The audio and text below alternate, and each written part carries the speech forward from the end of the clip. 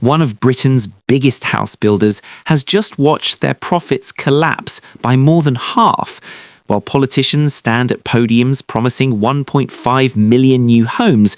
The very companies expected to build them are hemorrhaging cash at an alarming rate. This isn't some isolated corporate stumble you can ignore. If you're trying to buy your first home, if you're renting and watching prices climb, if you've got money tied up in property, what's happening right now at Vistry Group should make you sit up and pay attention. Because when a giant starts to fall, the ground shakes for everyone standing nearby. If you want to stay ahead of everything happening in the UK property market and understand how these seismic shifts will hit your wallet, smash that like button and subscribe to UK Property Report. We're cutting through the noise to bring you the property and economic news that actually matters. Vistry Group just posted numbers that would make any investor's stomach drop. Pre-tax profits didn't just dip, they crashed around 55% to a mere £40 million in the first half of 2025. We're not talking about some struggling startup here. Vistry owns Bovis Homes, Countryside and Linden Homes. These are household names that have built British suburbs for decades. This is a titan of the industry taking a direct hit, and their order book for new homes has shrunk compared to last year. When a company this size, with this much experience and this many resources, starts posting numbers like these, it's not bad luck.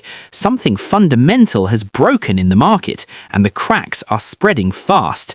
Walk into any estate agent's office right now and you'll feel it immediately.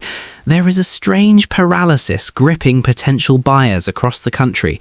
Economic uncertainty, high living costs, and fading confidence have turned the housing market into a standoff where nobody wants to make the first move. People want a home, but they are terrified of affordability. You'd think the promise of interest rate cuts would get them moving, but it hasn't. Even with the Bank of England signalling that cuts are on the horizon, buyers simply aren't biting. Mortgage rates may be lower than the peak of 2023, but they are still far higher than the rock-bottom levels people became used to. Confidence just isn't there. Many buyers are waiting for a magical moment of clarity that may never come. And while they wait, this cautious sentiment is strangling the entire supply chain. Builders can't sell, so they slow or pause construction. Suppliers can't deliver materials to sites that aren't operating. Labour gets cut, subcontractors lose work, and the whole machine starts grinding to a halt because buyers won't pull the trigger. Now here's where things get even more concerning. The UK government has made a bold commitment to deliver 1.5 million new homes in England by 2029. That means building around 300,000 homes every single year. It sounds impressive in a manifesto, but here's the uncomfortable truth that nobody in Westminster wants to say out loud. The companies meant to actually build these homes are reporting collapsing order books and plummeting profits. Vistry's struggles aren't just a corporate earnings disappointment, they're a flashing red warning sign that these government targets might be completely detached from reality. The gap between political ambition and economic reality is widening at a frightening pace. And no matter how many times the government repeats these targets, if the builders are losing money, who exactly is going to construct these homes? This crisis runs deeper than economic cycles or temporary market corrections. We are watching a fundamental affordability breakdown play out in real time. House prices have been outpacing wage growth for years, and that gap has turned into a chasm. Even with interest rate cuts expected over the next year, mortgage rates remain far higher than the ultra-low levels that fueled the housing boom earlier in the decade.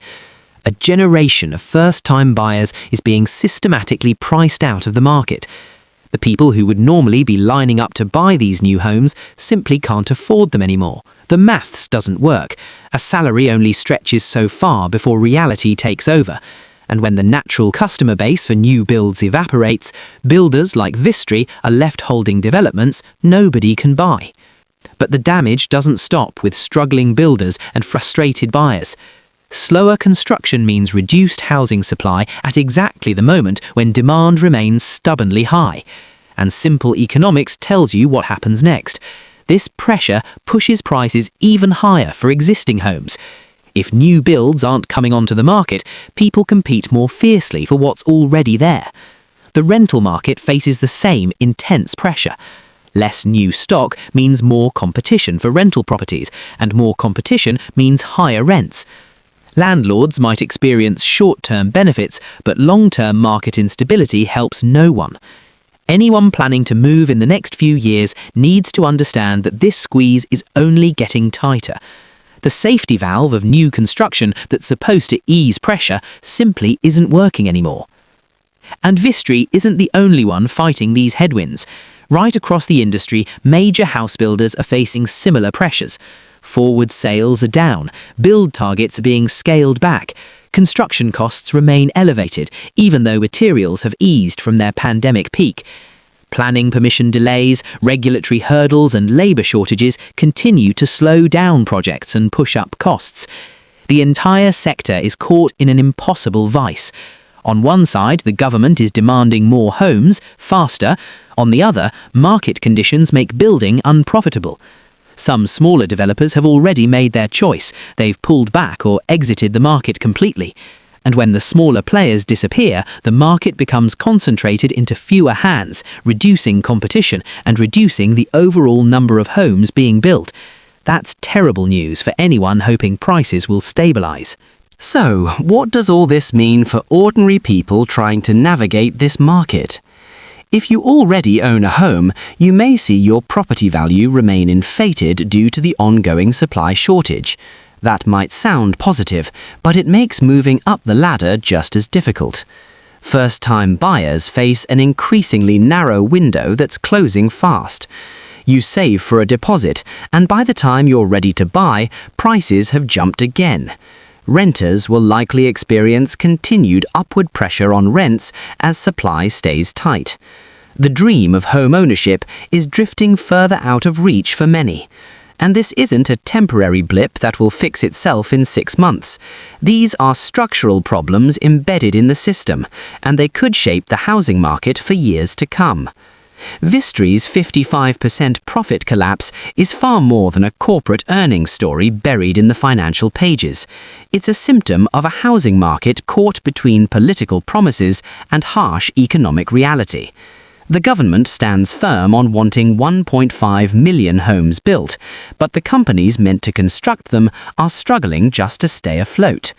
For anyone watching the property market, whether you're trying to buy, rent, invest, or simply understand where things are heading, this is your warning.